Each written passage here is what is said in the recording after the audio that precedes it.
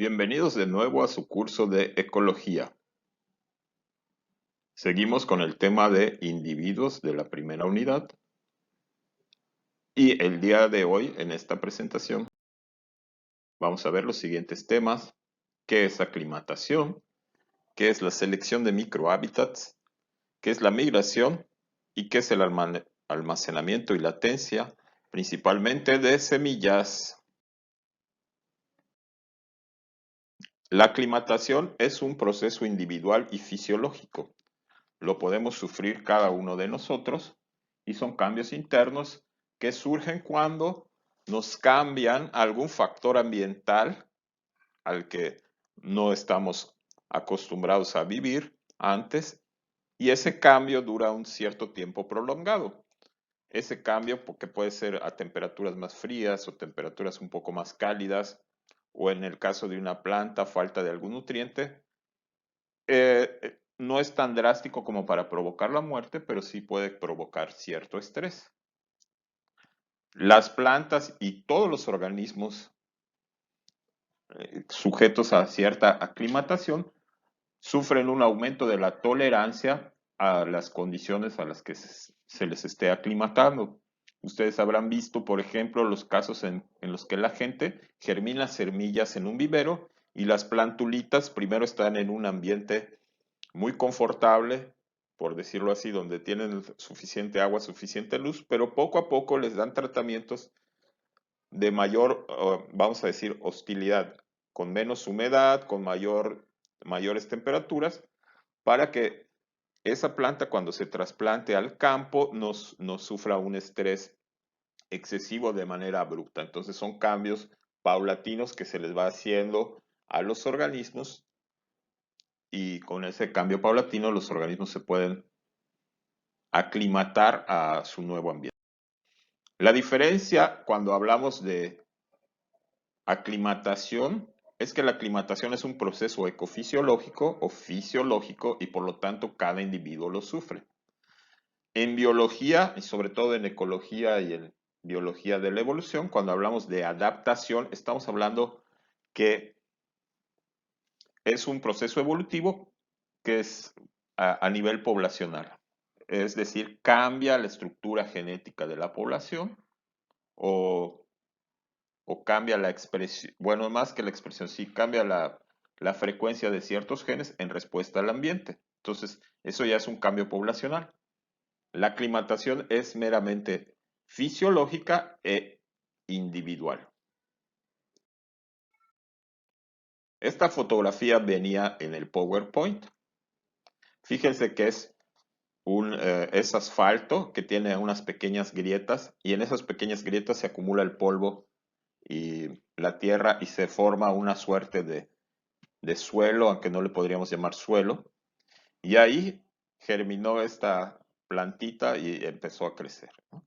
Entonces el hábitat pues es totalmente hostil, es una plancha de asfalto, pero el microhábitat que forman estas grietas puede ser favorable para la germinación de esta semilla. Ya veremos si luego esto de ambiente le permite crecer y desarrollarse. Pero por lo menos acá tenemos un ejemplo del microhábitat. Es una pequeña parte del hábitat que permite a los organismos eh, pues llevar a cabo sus funciones, o que les es favorable, ¿no? Los organismos móviles, los animales móviles, porque hay algunos sésiles o que se mueven muy poco, son capaces de buscar activamente sus microambientes favorables, buscan la sombrita, incluso cambian de microhábitat conforme pasa el día. Puede ser que a ciertas horas busquen los microhábitats más iluminados o con mayores temperaturas, y a otras horas pues se refugian en microhábitats más sombrados o con menores temperaturas, ¿no? Los organismos que no se mueven, como el caso de esta plantulita, pues si no caen en un microambiente o microhábitat favorable, pues no van a germinar y posiblemente se puedan morir. Pero si caen o si cambia su microambiente y resulta favorable, pues van a crecer, se van a desarrollar y se van a reproducir mejor. La migración es el movimiento colectivo de organismos en los que todos van en una dirección. Puede ser una migración estacional en los que en una época del año toda la población, no toda la población, una parte de la población, pero todos juntos van hacia un lugar y luego se regresan a su lugar de origen. Como tenemos el caso de los gansos salvajes que se reproducen en el norte, en las zonas más frías, pero en el invierno van a pasar el invierno al sur, donde pues se alimentan y crecen y engordan para la siguiente temporada. Sin embargo, cuando llega la primavera o cuando empieza a acercarse la primavera, se regresan otra vez a su lugar de origen. Las migraciones pueden ser cíclicas o estacionales, o puede ser una migración que varios individuos cambien de hábitat o cambien de zona geográfica y establezcan una nueva población y nunca más regresen a su lugar de origen.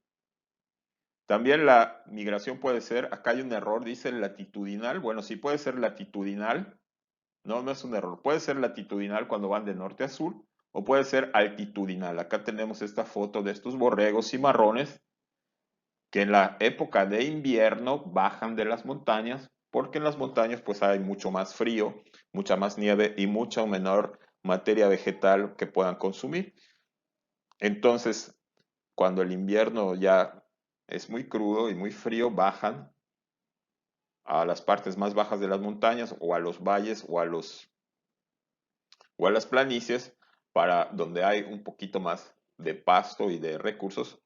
Sin embargo, cuando llega la primavera, en las montañas ya no hay tanto frío, ya no hay tanta nieve y empieza otra vez a crecer, a rebrotar la materia vegetal, pues vuelven a subir. Entonces, también hay migraciones altitudinales. Este es un ejemplo de los borregos cimarrones. Hay otros muchos herbívoros, incluso hay aves que tienen migraciones que no son tan largas, sino que solo suben y bajan de las montañas o de ciertas sierras, ¿no? En contraste, en la dispersión, los organismos no se mueven en grupo, no se mueven todos en una misma dirección, sino que se van separando poco a poco unos de otros y ocupan nuevos hábitats o nuevos microhábitats. Entonces, mientras la migración va a un conjunto de individuos, en la dispersión se van separando unos de otros y no lo hacen como, como un grupo, sino lo hacen como organismos dispersos. Cuando hablamos de almacenamiento y latencia, hablamos principalmente de semillas. En la latencia, la semilla entra en un estado de vida muy resistente, con un metabolismo muy lento, por lo tanto el consumo de energía y agua es muy lento y la semilla puede sobrevivir con las reservas energéticas que le dejó la madre, ¿no? Se puede considerar ese periodo de latencia como una migración en el tiempo, cuando hay periodos desfavorables porque no hay suficiente agua o porque están en un microambiente demasiado iluminado o demasiado oscuro, pues la semilla simplemente está en latencia, está en estado de resistencia, esperando, entre comillas, a que mejoren las condiciones para poder germinar.